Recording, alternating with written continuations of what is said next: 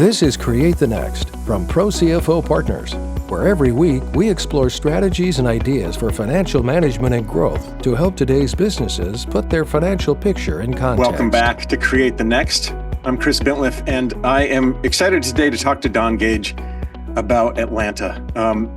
ProCFO Partners is doing some important good work for businesses around Atlanta and their surrounding area. And Don, I think you're the guy for us to talk to about what are some of those business realities that are happening in and around Atlanta. What do you think are some of the challenges that business leaders and businesses, especially in that small to mid-market range, are focusing on?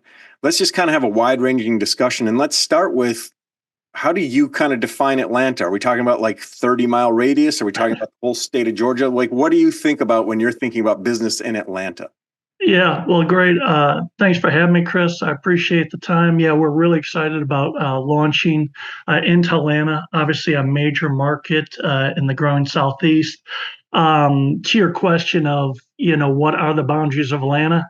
It changes by the hour. I mean, Atlanta is one, it doesn't have any natural barriers. There's no ocean, lake, mountain range to bump up against. And so, give us about 5 or 10 more years and it'll have expanded into South Carolina and Florida. I mean, it just really does continue to grow. People are excited to be here. That's probably Atlanta's like any major city. It has all the foundational blocks of a major city. It's got its large employers, Coca-Cola, UPS, Home Depot, Georgia Pacific. It has a great educational institutions located in the city, Georgia Tech, Emory, Georgia State. UGA is 75 miles up the road. So in Hartsfield Jackson, obviously. So every large city usually will have those foundational points, but most large cities, in Atlanta is no different, is really made up of the thousands of small to medium businesses. And so why is the Southeast of Atlanta growing? I would say that's one of the distinguishing factors of Atlanta versus some of the other larger cities is its explosive growth. And the biggest reason for it is Atlanta and the state of Georgia have the open for business sign on. They're seeking out businesses to relocate here. It is, relatively speaking, in these inflationary times, nothing seems affordable, but relatively speaking, for a large city, Atlanta is a very affordable city, noticeably less expensive than New York, Chicago, the West Coast. The low crime rate, kind of a safe place to be. We certainly have the challenges of a large city, but it doesn't seem that we're having the headline news challenges that other cities are grappling with. Because of those great educational institutions, you've got young people relocating here and staying here. The weather, obviously, is very attractive. So all of those things are, for the past 30 years, Atlanta's been dominated by transplants, myself included. I moved here 28 years ago.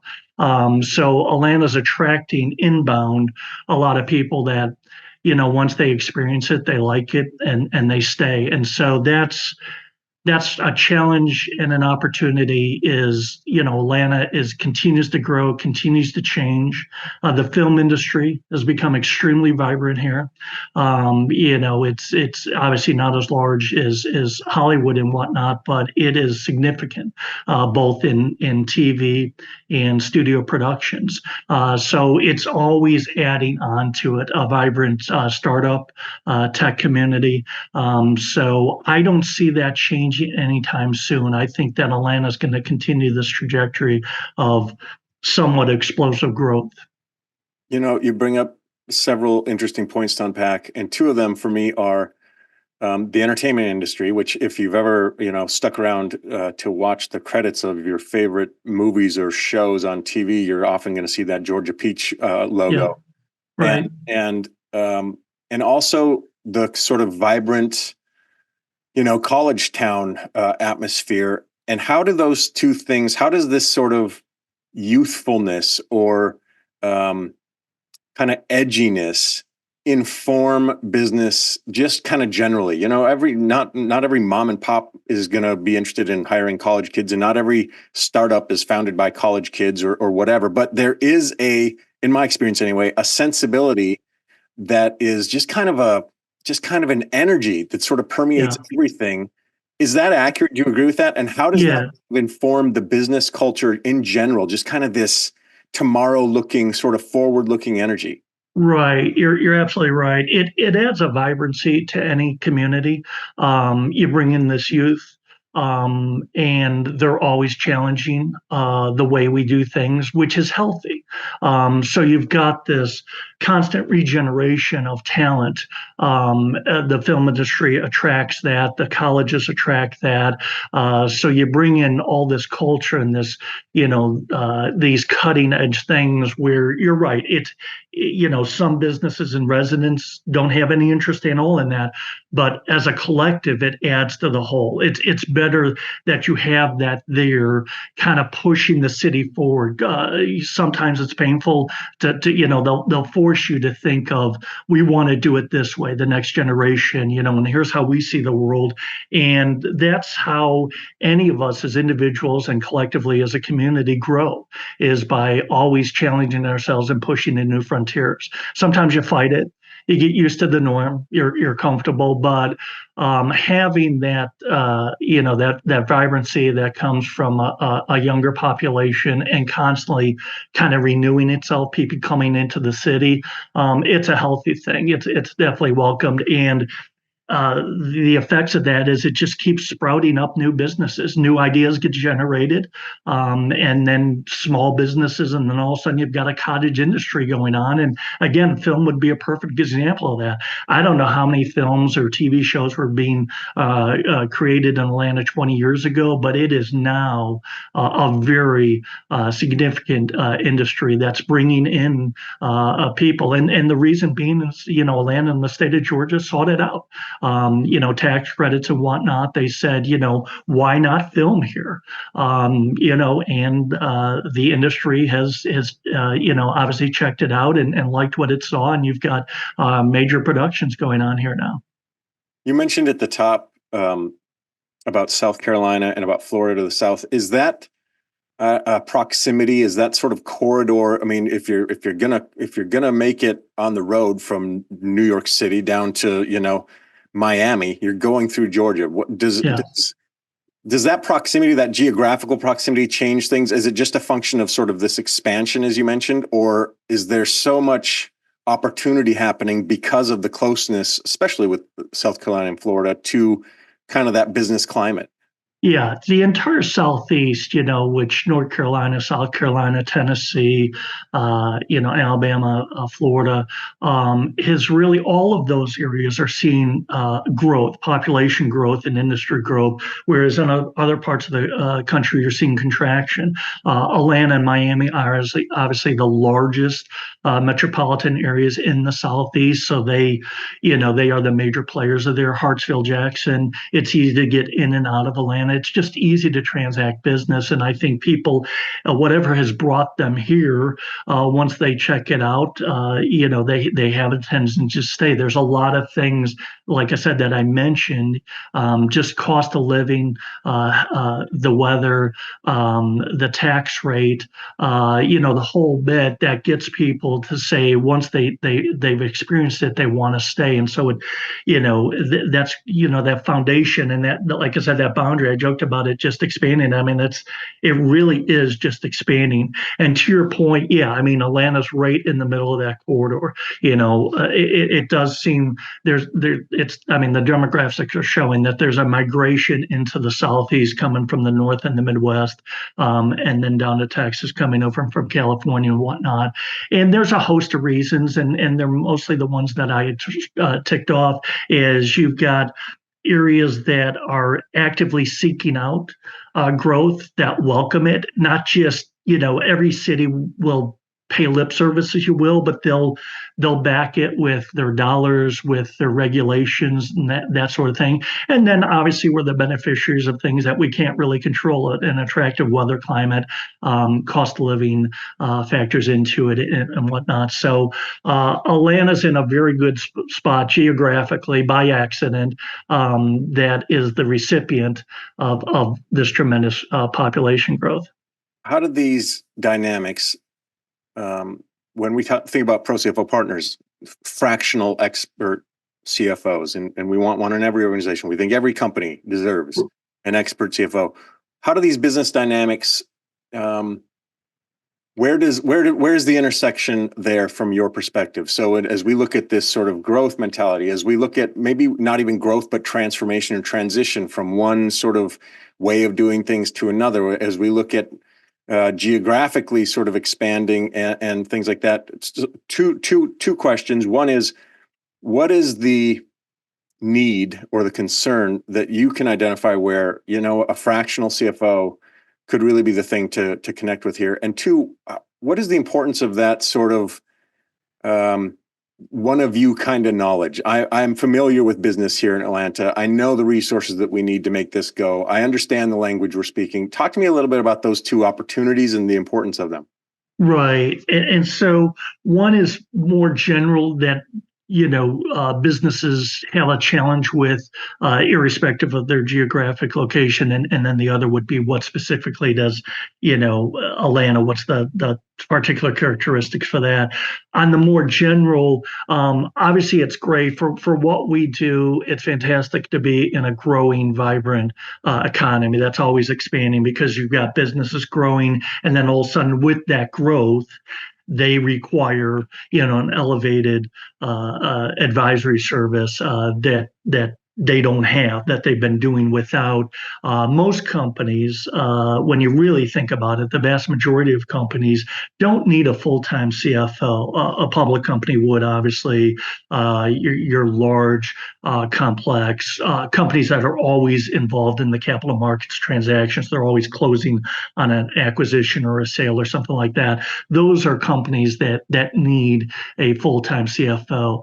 But while most companies don't need a full-time CFO, every company needs a CFO. It's just it's how much do they need, because it gets to, we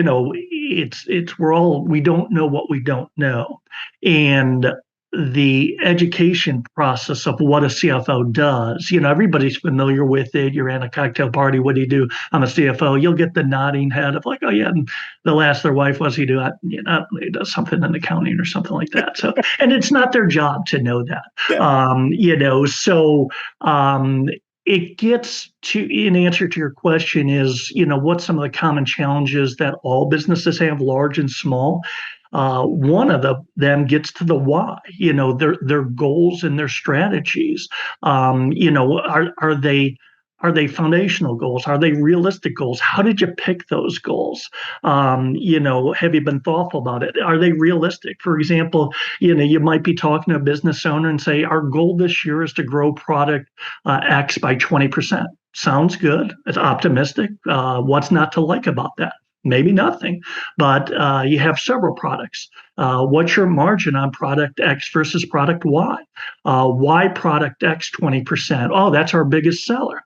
Is it your biggest seller because that's where you're dedicating all your sales resources to? Is there, what's your headwinds in project X marketplace? Is it a highly competitive space that you can be knocked off by price? Are there any supply, either personnel or supplies, plant, equipment, that would constrain that 20% growth? It's getting those questions answered. At the conclusion, you might say, yeah, we should be growing product X by 20%, but it's asking those sort of questions. Are you prepared for the growth? When people often overlook that because they think, well, growth is a good thing. Growth is a good thing, but you have to be ready for the growth. Growth requires fuel. It requires capital. How are we going to fund that growth? because you've got your cash flow cycle that you've got to provide the product or service first before you get paid for it. So you have to invest, you have to have the capital to provide that. So, do you have either debt or equity availability to fund that growth? Everybody can kind of imagine the CFO asking those last questions.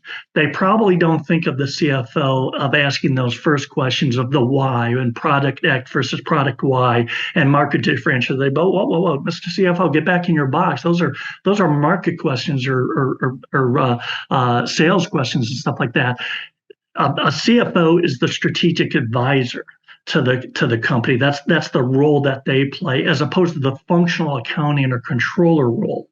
And that's where there's a lot of confusion. You'll have, I've got a CFO, and there might be a chance that it's a controller, and a controller is vital to the company. But the difference between a controller and a CFO is their perspective.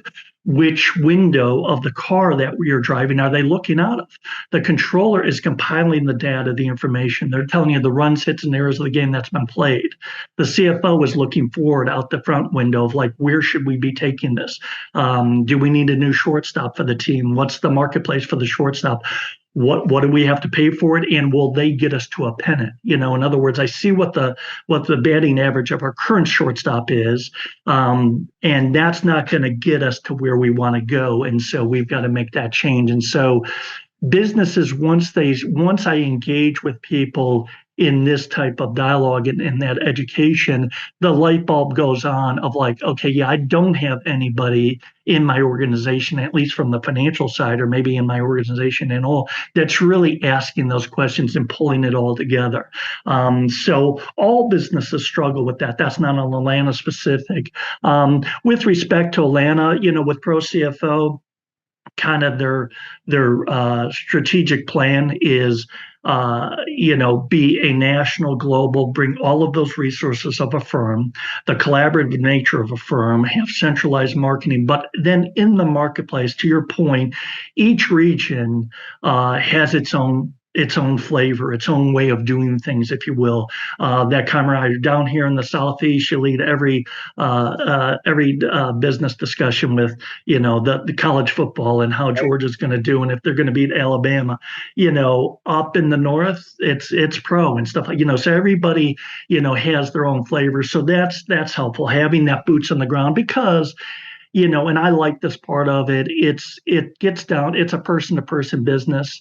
Obviously, post-COVID, there's a lot of this, which has been great. But I still like the old go to a coffee shop, meet the people, have that interaction. And obviously, you can't do that, if everybody's sitting in New York or Iowa or wherever it is. And so it is ProCFO brings together a collective around the nation, but then obviously gets the personal regional touch. So I think that's kind of their secret sauce.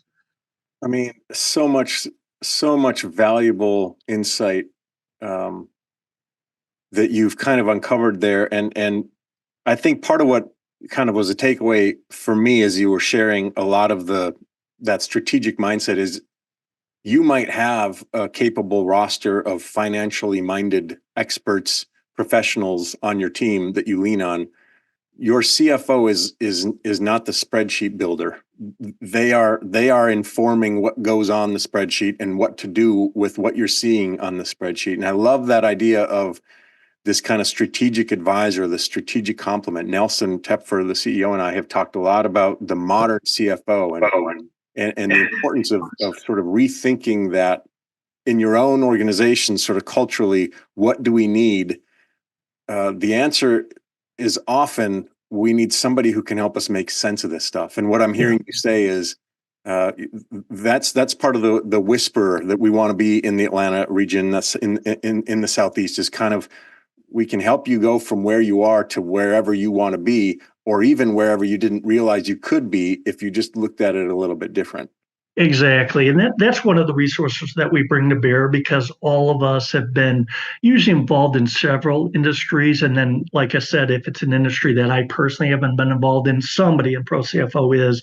So you've got that, when you tap into a ProCFO, you're finding out the best practices of that industry because there's somebody that's like, listen, I've worked in this industry for several different companies for 25 years, and here's how they're doing it. And then the owner wants to kind of know that is like, here's how I'm doing it is different than the way the other people are doing it. So yeah, there's that whole wealth of knowledge that we bring to bear. And it gets into most people would think, yeah, it stays in the financial realm, but the the role of the controller and then the interpretive data that the CFO does the numbers will tell the story.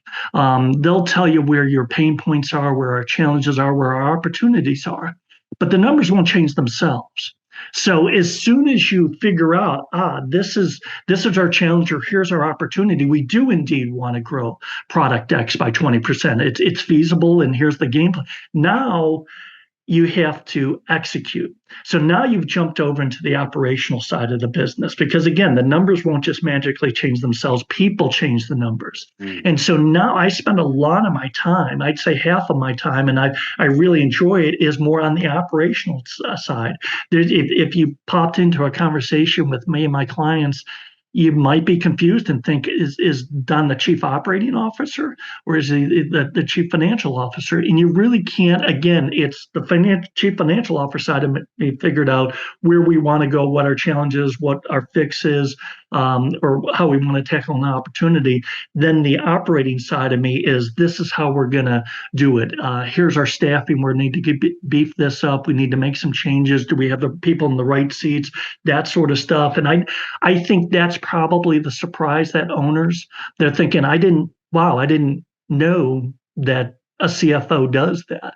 And again, it's a lot of these companies, your small to mediums, they don't have a board, and they don't know what they don't know. And so in a large company, a CFO is the C-suite. You've got, depending on the size of the company, you've got a collection of C-suite. Those are the top executives in there, and they're having these conversations in their boardroom about exactly that. A small company doesn't have that. And so an owner is either going without it completely or getting it very piecemeal, and maybe not from a source that has the base of knowledge that it should have. So it's, just like anything, if the data that you're receiving isn't based on good foundation, it's not good data, but you don't know that. So you're reacting to it and saying, aha, that's what we have to do. But it's like, wait, have you looked in it from this perspective, or you might not want to do it for this reason, that reason. So it's getting that depth of experience brought to bear to your small and medium companies that need it. And again, they don't, they're not purposely going without it. They're just like any of us. It's like, okay, right. I didn't know why I needed it. Once I have it, it's very rewarding. Oftentimes, after about 60 days or so with an engagement, I know it's working when they say, I now know what you do, and I wish I would have hired you sooner. So and that happens quite often. That's where I know I've made that connection, and we're going to have a long, sustaining, fruitful relationship for both parties. And you speak to the rare and essential skill set that a pro CFO kind of brings, which is, this ability to diagnose and prescribe and carry out the care. Like that's a lot of amazing impact that can be delivered, especially these small and mid-market organizations, as you point out, because I might not have that on my team naturally, or I might be trying to do all the things, which is very common for a founder, for a startup, or for an owner. You just find yourself doing all the things. Or when you were smaller, this person was very capable at that particular thing. And now as you've grown, you haven't been able to keep up with the skill sets required to stay with that growth. And part of what I'm kind of taking away as you're sharing is the right CFO aligns with that stuff and sort of takes that off of your plate so that you can focus on the things that you're expert at. And I wish I would have called you sooner because I could have been at, a year ago. You're exactly right. It's the CEOs are naturally it's their company, it's their baby, if you will. They're very possessive and controlling. I've been there, done that, and a good friend of mine grew a company to a billion-dollar entity, and he said he finally figured out what a CEO does is it assesses talent and puts the talent in the right places. It knows what its capability, what your capabilities are, and then don't try to become the world's greatest salesperson or CFO or manufacturing plant if that's not your skill set. Hire the best CFO, production person, whatever it is, and let them do their job. It's natural. It's very difficult for CEOs, founders of company, to kind of let go of the reins, but they won't grow.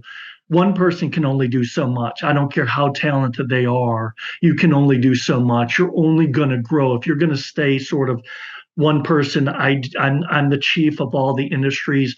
That's a very limiting factor you're putting on your company. So it can be scary, but it also becomes very liberating. They then see the growth potential that they never would have imagined before. So it's fun and exciting to work with these very talented, diverse people, their teams. It's very exciting to bring out the team and see people elevate within the company and new opportunities for them.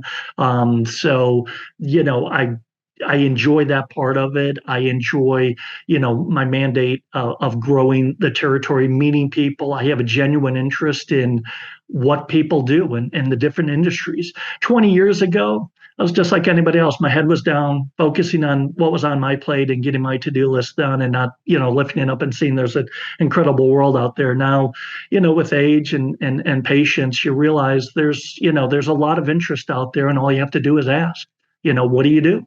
And just take it in. Don Gage is he's our anchor point out here in Atlanta and in the Southeast. And John, it's just been a great conversation, a great sort of introduction to your sort of attitude and philosophy around the area and your capabilities, ProCFO Partners' capabilities to kind of make an impact. Thank you so much for this discussion today, and I'm looking forward to having you back soon. Thanks, Chris. Appreciate it. Thanks for watching, and a special thanks to our subscribers. Consider becoming one today. Visit ProCFOPartners.com for more strategies and ideas for financial management and growth to help you put your business's financial picture in context.